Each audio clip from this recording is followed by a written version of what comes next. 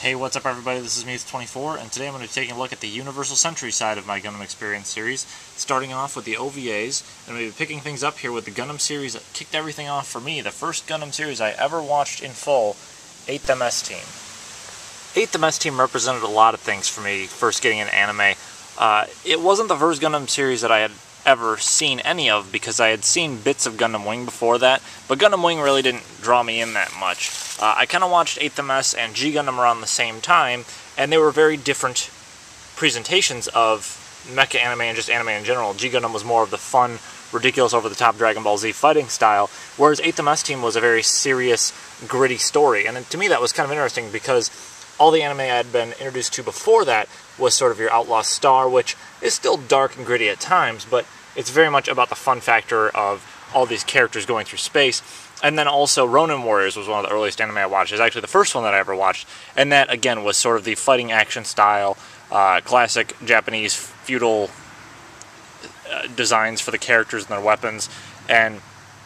just those were more action ridiculous type styles, some of them being more ridiculous than others, whereas 8th MS Team presented this very realistic scenario of soldiers fighting on Earth and the real implications that a military conflict could have when it's reached all the way to the stars into the space colonies and such. And because it was from that 90s boom, 8th MS Team was trying a lot of new things, much like the other Gundam series of the era. Being an OVA, it was one of the first of that format, and it only had 13 episodes, and because of that they had to cram a lot of story and character development into a shorter time frame than the longer running G Gundam and Gundam Wing. Not only did they have a more serious story, but they had characters that were deliberately scripted to play out on each other as they did. You had the sort of ragtag group that was the 8th MS Team itself. You know, you have Karen, who's a little bit more brash and battle-hardened. You have Sanders, who has his own self-confidence issues. You had Elidor, who kind of was this hippie guy who commanded the hover tank. And then you had Captain Shiro, who has a very significant change in ideals as the series progresses, and I think that's one of the most interesting things about the series, is that it's one of the few Gundam series that doesn't really paint one side as black and white or good and bad. It's very much a gray area, and I think it's one of the first Gundam series to really start that progression of, well, maybe the Zeon forces aren't always going to be the bad guys. I mean, even though the original Gundam series doesn't come right out and say that, there's sort of this implication that they are to Gundam what the Empire was to Star Wars.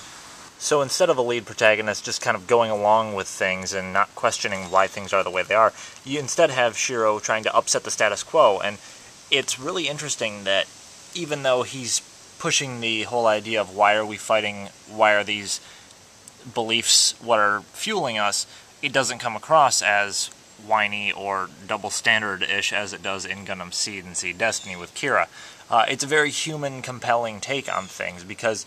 Shiro is largely on his own here. I mean, even his squad mates, despite the fact that they have their full faith in him as a commander,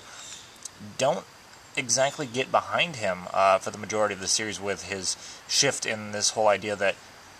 well, maybe the Federation forces and the Zeons aren't sworn enemies for any reason more than political gain. You know, maybe there are good people on both sides that are going to get hurt. And because of that, we see Shiro and Aina, who is the daughter of a noble family on the Zeon side, fall in love with each other and share similar goals in the end. So while 8th MS Team is very much a Gundam spin on the Romeo and Juliet story, it does so in a very convincing and original manner, and is probably one of the most intelligently scripted stories in the entire Gundam Metaverse, as well as one of the most beautifully rendered Gundam series in the Gundam franchise. It's one of the last hand-drawn series, or at least fully hand-drawn series, Turn A being the very last, but 8th MS just has so much going for it in terms of its quality of production and its storytelling and its character development that I really think that this is still the best Gundam series I've ever seen. It was the first that I've completed,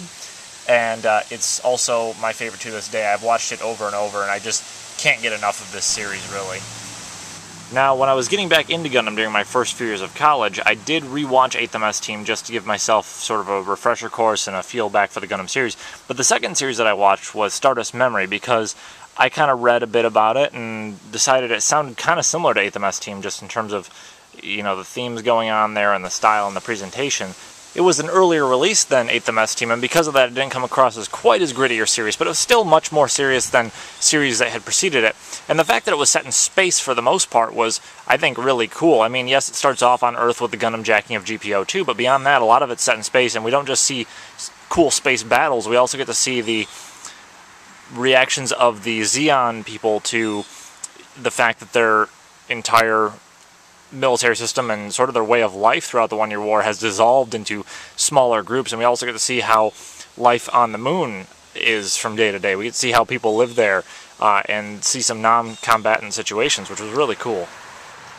One thing I found right off the bat that I really liked about Stardust Memory was the fact that the mobile suit designs and the ship designs and just the world as a whole was very highly detailed, very mechanical looking. And I think that went a long ways for kind of drawing me in as a viewer and selling the series as a little bit more practical and believable than some of the other Gundam series.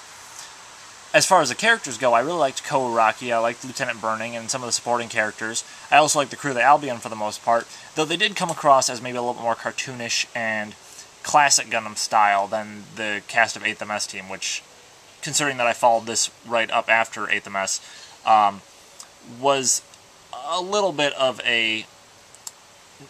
negative point for me. It wasn't a huge detraction, but it definitely felt like the cast was more kind of goofy and silly at times in Stardust Memory. Other times they're great. I mean, Annabelle Gato, I think, is one of the best antagonists in any Gundam series ever. I love him as a character. But Shima was more of a cackling villain stereotype, and Nina Purpleton just got to be annoying after a while. She just was really whiny, and I didn't care for her really at all. And to this day, she's probably my least favorite sort of love interest character in any of the Gundam series. That said, Stardust Memory only had a set number of episodes to work with from the get-go, much like 8th MS Team did. And because of that, I think it makes the character development, the plot development, a lot stronger than another Gundam series. You have this really great culmination at the end of this sort of clash of forces building up throughout the entire series, and you get that sense that it's building up to something greater from the get-go. Even though the beginning is paced a little bit slower, it's with good reason. You get to understand where the world is at and where all these people are at in a scenario post One-Year War and building up to Zeta Gundam. And I think because of that, it's really intelligently crafted that they went ahead and took the time to set all that in place so that when the grand finale comes and this final explosive sort of ending, that it all makes sense and that it feels like it came very naturally. And even though this doesn't have any sort of real notable bearing on my overall feelings toward the series, I won't lie that The Winner is one of my favorite Gundam themes of all time. I don't actually own any model kits representing War in the Pocket myself, so I'm going to actually be borrowing my brother's model kits here, because he actually has quite a few that represent the series. War in the Pocket was another early OVA that I watched not long after Stardust Memory, and I figured that'd be a quick watch because it's even shorter than 8th MS Team or Stardust Memory were. At only 6 episodes, there's a lot that they have to cram into this story, but they also make it pretty clear from the get-go that it's a single focus that they have in mind, which is good, because when you're setting out a short series like that, you don't want to be throwing too much into the mix. I mean, even if you had something like what they're doing in Stardust Memory in 6 episodes, I don't think you could convey it in a convincing manner in that short of a time frame. Now, War in the Pocket is presented largely from the Zeon perspective, which was really interesting for the time because everything beforehand had been largely Earth Federation or AUG. Char's counterattack got a little bit into the balancing of the two sides just because Char and Amuro were such prominent figures in the Gundam metaverse at that point, but this was the first series to really show things exclusively, or almost exclusively, from the Zeon side. When War in the Pocket opens up, it's a last-ditch effort by the very small group of Zeon soldiers to try and destroy the Gundam Alex, which was meant to be the successor to Amuro's Gundam RX-78-2. And it's very interesting to see this group throwing everything they have on the line to basically ensure that the enemy doesn't get this very important mobile suit. There's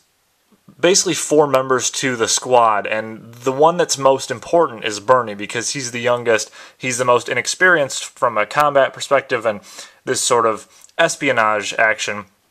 and he's also by far the most interesting, because the other ones are just sort of there to set the stage for him to take the leading role. They're